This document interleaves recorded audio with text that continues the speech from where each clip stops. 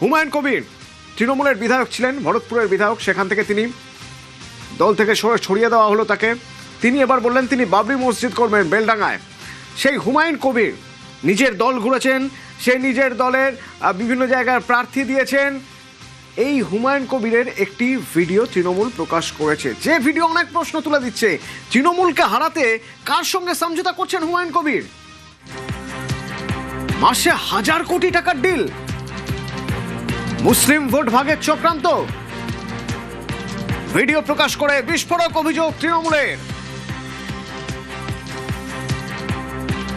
मेरा जो ऑप्शन रहेगी, मैं जो 1000 करोड़ रुपया आपको मांगते हैं ना, तो मैं 300 करोड़ रुपया मैं पहले से वो जो आपको बिहार में जो चुनाव नीतीश कुमार की जो फॉर्मूला में किया, जो 1-1 हजार करके 12 महीना में एक साल में 12,000 है, वो दे दिया 10,000 करके पर फैमिली। तो पूरे वोट तो आपका पास चला गया। मतलब आपका कहना है कि ऐसे ही आप उसको बेवकूफ बना, लेकिन वो लोग क्या इतना बेवकूफ बनेगा? जरूर बनेगा। 1000 रुपया आप देगी तो आपको पूरा फायदा मिलेगा। मेरा ये भी आपको एग्रीमेंट करके देंगे, जो मेरा सीट तो 70-80 होगी, आपको 100 से 120 तक पहुंच जाएगी, तो ममता बनर्जी वो 100 से नीचे रहेगी। सारे ये मुसलमान मेरा ऊपर पूरा भरोसा करेंगे, आपको याद करना। तो मैं ही आपको यही बोलते हैं, जितना जल्दी है 200 करोड़ दे दीजिए। मेरे को साथ दिल्ली हो कोई ऐसा कॉन्फिडेंशियली कोई अधिकारी को साथ मैं टाइम से बात हो रहा है, आपको जहाँ बैठ के जितना नेता को सब बैठे, लेकिन ये कॉन्फिडेंशियल इलेक्शन का टाइम था, ये किसी को खुलना नहीं चाहिए। पता नहीं होना चाहिए कि आपके साथ बीजेपी का संयोग है। ये होने का तो मेरा रिजल्ट खराब, ये होने से तो आपके पास से मुस्लिम लोग निकल जाएगा। वो बोलेगा कि इनको पर्सनल इंटरेस्ट में ये सब किया। मेरा को साथ आपका एग्रीमेंट होगा, साइन होगा, मैं इलेक्शन का बाद आपका चीफ मिनिस्टर होगा, जिसको भी आप निर्णय लेंगे मैं खुलना सपोर्ट देंगे, कोई दिक्कत नहीं। मैं ओपन बोल रहा हूँ, जो ममता भाजपा कोई चीफ मिनिस्टर होगा, मेरा कोई दिक्कत नहीं है, कोई प्रॉब्लम नहीं। तो आप ही आपको वोट तक यहाँ पर आपको अंदाज से आपको सुरेंद्र अधिकारी के साथ रिलेशन रखना है, लेकिन ओपन में आपको उसको गाली भी वो भी मेरा खिलाफ बोल रहा है। हुमायून कबीर जो बाबरी मस्जिद का लिम रखा, तो वो मैं 150 तक पहुंचने दीजिए, मैं चीफ मिनिस्टर होने दीजिए, तो इनको मैं रोक दूंगा, इनको बाबरी मस्जिद नहीं बनने दूंगा। वो तो बोलना ही चाहिए, तो मेरा कोई दिक्कत नहीं है। बेसिकली ना बहुत इनोसेंट होता है। हाँ, बहुत। तो इसको बेवकूफ बनाना बहुत आसान है, और उसी सबको बोल रहा है। একটা মসজিদের নামে সে যে ভাবাবেগ তার সওদা করছে এবং 1000 কোটি টাকা চাই। আমরা কি গরু ছাগল? আমরা কি বুদ্ধিহীন? আমরা কি এতই ধাবাবেগ যে এই রকম মানুষ আমাদের ধর্মীয় আবেগকে বিক্রি করে দেবে, আর আমরা সেটাকে হজম করব? দেখার পরে বিজেপির হাতে মুসলমানের সম্মান বিক্রি করে দেওয়ার ষড়যন্ত্র করছে। আমি নিজে মুসলমান হয়ে সব ধর্মকে সম্মান করি এবং বলি সব ধর্মকে সম্মান করি, তাই নিজের ধর্মকে মানি এবং এই ধর্মকে বিক্রি যারা করবে তাদের ছাড়বো না। বাংলায় ভোটে বড় ষড়যন্ত্র, হুমায়ুনের সঙ্গে জড়িয়ে কেন্দ্রীয় নেতারাও।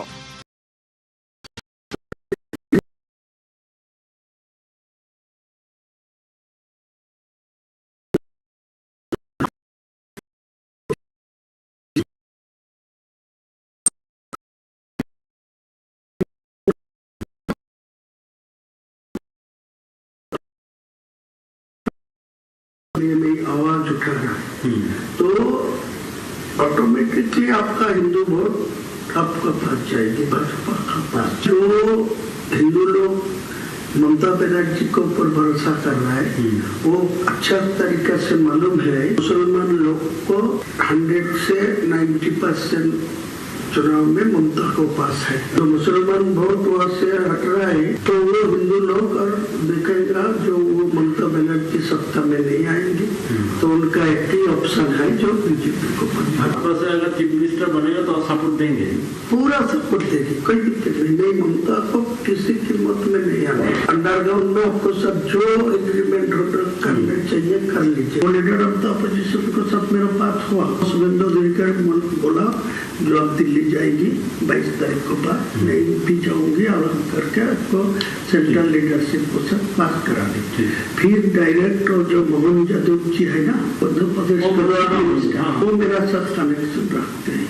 वो लोग बोला जो पीएमओ के साथ मेरा बात हुआ आपको साथ कनेक्शन रखने के लिए सीएम डायरेक्ट मुझे आसाम का सीएम आसाम का जमींदारी दिया लेकिन बाद में पीएमओ असम को जोड़ के रखा तो दोनों को ही मेरा कनेक्शन में है। 100 से 120 तक जा सकता भाजपा लेकिन आपको 148 नहीं मिलेगा। जितने शुभेंदु अधिकारी जी बोलिए उनको मैं बोला तो बोले ठीक है। आप मोहन जी मुझे बताया जो आपको जो 70-80 जो सीट आपको मिलेगा तो डायरेक्ट आपको डेप्यूटी दे दूंगा। मेरा सीएम बोलेगा आपको डेप्यूटी ठीक है डेप्यूटी सीएम। এই ভিডিওতে হুমায়ুন কবির বলছেন 1000 কোটি টাকার তাকে দেয়া হচ্ছে, 200 কোটি টাকা অ্যাডভান্স পেয়েছেন, পিএমওর নাম করেছেন এবং আরো কিছু নেতার নাম করেছেন।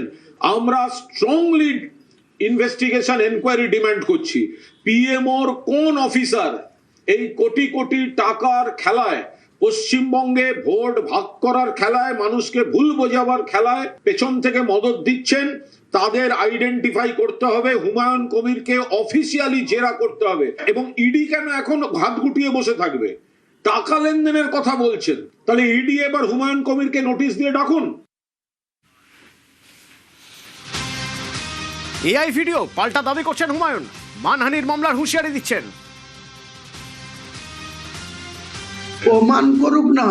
2018 25 জুন বিজেপিতে গিয়েছিলাম, 2019 17 নভেম্বর ছেড়ে দিয়ে চলে এসেছিলাম।